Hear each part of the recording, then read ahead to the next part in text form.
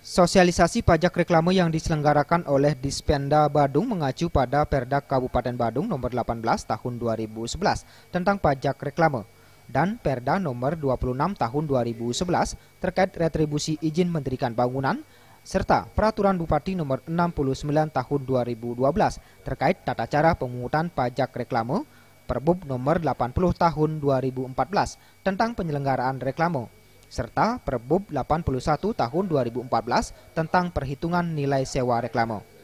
Sosialisasi yang menghadirkan 3 narasumber diikuti 120 perwakilan tenan atau toko yang ada di Mall Bali Galeria Kuta. Peserta sosialisasi diberikan pemahaman terkait tata cara kepengurusan izin reklame dan beban yang harus diwajibkan sebagai wajib pajak, serta aturan sonasi atau tempat-tempat pemasangan reklame sesuai dengan Perda dan Tata Ruang Kabupaten Badung.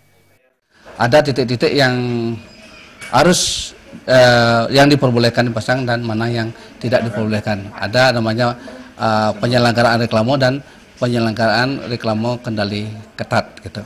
Sepanjang itu sudah dipenuhi oleh persyaratannya lengkap benar, kemudian ditinjau kembali oleh tim yang ke lapangan, dan tentunya dengan pertimbangan-pertimbangan teknisnya kami tetap akan memproses, gitu Pak. Manajemen Mall Bali Galeria menyambut positif sosialisasi yang dilaksanakan di Dispenda Kabupaten Badung tersebut.